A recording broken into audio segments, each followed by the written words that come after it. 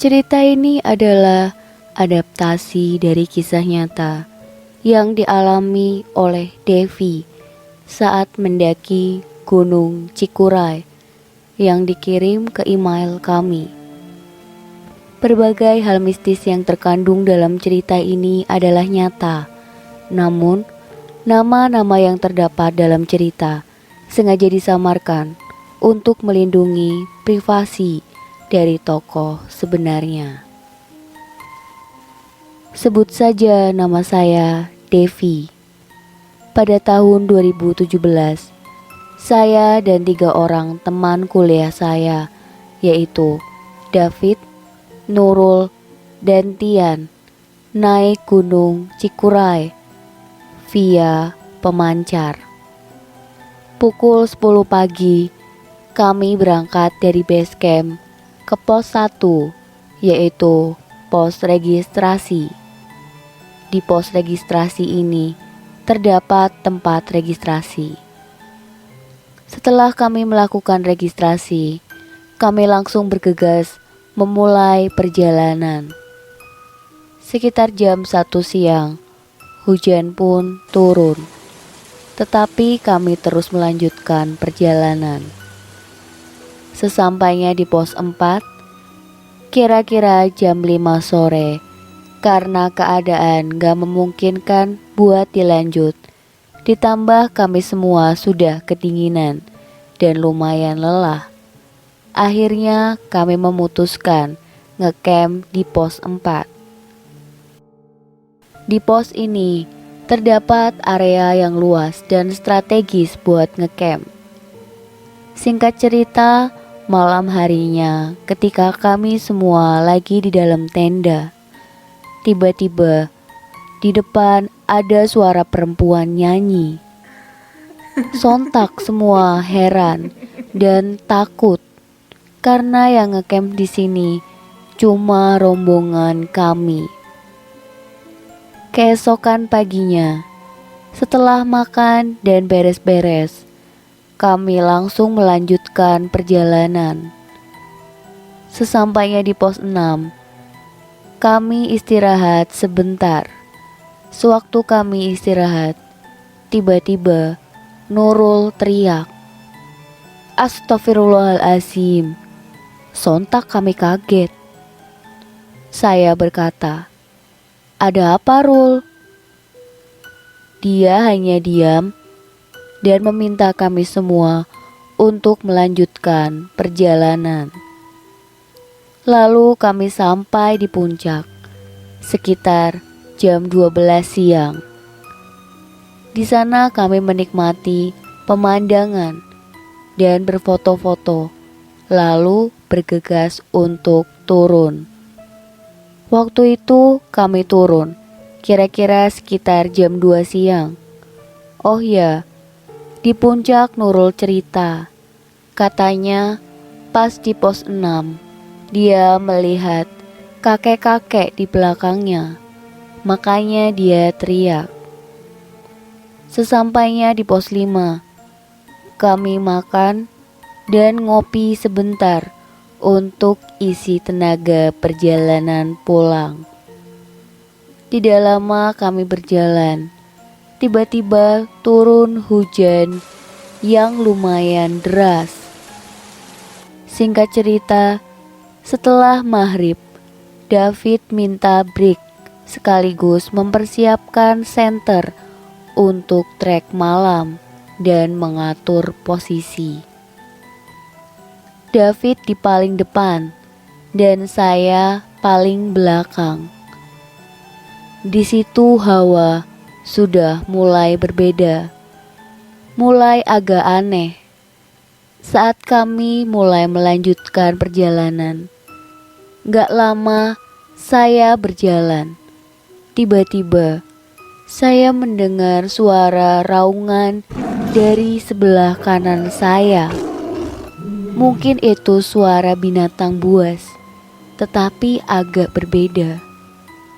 Rasanya saya ingin manggil Tian, ingin tanya apakah dia juga dengar suara raungan itu. Tapi gak jadi, karena takutnya malah yang lain nanti pada takut. Lalu saya berpikir, mungkin itu hanya halusinasi.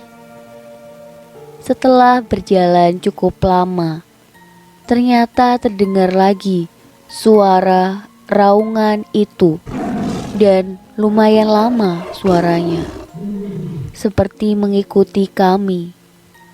Akhirnya saya minta tukar posisi. Tian jadi yang paling belakang. Setelah jalan cukup jauh, tiba-tiba Tian berjalan cepat dan dia bilang, "Minggir, gue pengen jalan di tengah aja." Katanya dia sering dengar banyak suara langkah kaki, tapi pas nengok ke belakang gak ada orang sama sekali. Setelah itu si Nurul jatuh dan langsung diam dengan tatapan kosong. Dia sama sekali gak ngomong, cuma diem aja. Kami langsung rubungin dia sambil baca-baca doa. Keadaan waktu itu udah malam, ditambah lagi gerimis. Beberapa saat setelah didoain, dia gak siuman. Kami langsung gotong dia. Kami taruh di bawah pohon besar sekalian berteduh. Beberapa saat setelah dikasih minum teh hangat, dia baru bisa ngomong. Katanya dia melihat di paling belakang itu ada yang pakai jas hujan warna merah, yang mirip banget sama yang Nurul pakai. Sedangkan warna jas hujan Tian warnanya hijau. Dan yang membuat Nurul jatuh dan gak bisa ngomong, ternyata sosok yang paling belakang itu sama persis dengan dirinya. Mukanya dan postur tubuhnya kembar sama si Nurul. Dalam hati saya berkata, apakah mungkin itu jin korinnya Nurul? Ketika kami lagi istirahat di bawah pohon besar itu, gak lama setelah Nurul sembuh, kali ini Tian tiba-tiba jatuh dan matanya putih semua, gak ada buletan hitamnya. Dia juga mulai gak ngomong. Kami pun panik dan berusaha menyadarkannya. Setelah 15 menit, dia gak sadar-sadar. Akhirnya ada rombongan lain yang mau turun. Dia bertiga. Kami langsung minta bantuan. Alhamdulillah dia mau bantuin kami buat nyadarin Tian. Setelah Tian sadar, ternyata tadi dia katanya melihat sosok makhluk berbaju putih. Mukanya hitam dan matanya merah melotot di atas pohon tempat kami berteduh. Setelah dia melihat sosok itu, dia langsung pingsan. Akhirnya kami memutuskan buat jalan turun bareng rombongan yang tadi membantu kami. Leader dari rombongan itu berjalan paling depan. Dia seringkali kaget sendiri dan berhenti mendadak. Sontak kami bertanya, "Kenapa, Bang?"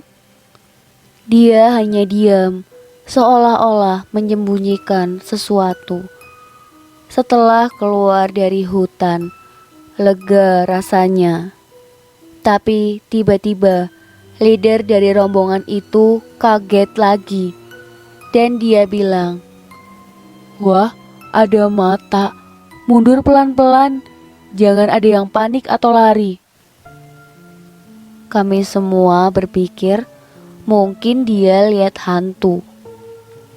Tapi ternyata lama-kelamaan ada mata warna kuning di tengah kegelapan malam. Ternyata itu adalah anak jaguar. Anak jaguar itu ada di tengah jalur pendakian. Sempat lama kami terdiam dan menyusun strategi untuk turun karena kami sama sekali nggak punya senjata tajam. Tapi alhamdulillah, setelah lumayan lama, akhirnya anak jaguar itu pergi dari situ. Setelah menyusun barisan lagi, akhirnya kami bisa lewatin tempat jaguar itu nongol. Setelah lumayan lama berjalan, yang di paling belakang teriak, "Yang depan jalannya pelan-pelan dong." Setelah dia bilang begitu, tiba-tiba kami semua dengar ada teriakan cewek dari sebelah kanan kami. Dia bilang, "Iya, tungguin dong yang di depan." Padahal di sebelah kanan kami itu jurang. Setelah nyampe di ladang warga, ada warga setempat yang menawarkan jasanya untuk membawakan carrier tanpa dipungut biaya. Tapi dia cuma bilang, "Kalau mau jajan, jajan di warung saya aja ya." Kami pun mengiyakan. Setelah sampai di warung bapak itu, saya bercerita kalau kami bertemu jaguar. Dia bilang, "Sudah biasa kalau di situ mah." Dia juga bilang, "Tadi juga ada pendaki diikutin 2 anak jaguar di belakangnya." Pikirku, logikanya yang namanya anak pasti nggak jauh dari induknya. Pasti induknya ada di pohon atau alang-alang daerah situ. Kami juga cerita ke bapak-bapak itu kalau Nurul dan Tian tadi ngeliat hantu, lalu jatuh dan diam gak bisa ngomong. Tapi kata bapak-bapak itu, "Oh, itu cuma panik dan terlalu ketakutan. Saking takutnya, makanya dia jatuh dan gak bisa ngomong." Terus bapak-bapak itu bilang, "Emang banyak kok pendaki yang sering digangguin makhluk-makhluk tersebut. Mungkin makhluk itu gak seneng tempatnya dilaluin banyak manusia." Tapi alhamdulillah saat itu kami sudah lega, bebas dari gangguan makhluk halus dan jaguar gunung Cikuray. Oh iya, leader dari rombongan yang bantu kami tadi cerita. Dia kan jalan di paling depan. Dia berkali-kali melihat hantu setengah badan. Cuma bagian kaki doang, pakai celana kargo lengkap dengan sepatu gunung. Dan arah si hantu itu dari kanan hutan ke kiri hutan, lalu balik lagi dan sering lewat di depannya. Makanya tadi pas berjalan turun, dia sering banget kaget dan berhenti tiba-tiba. Itulah kisah mistis yang dialami Devi dan teman-temannya di Gunung Cikuray.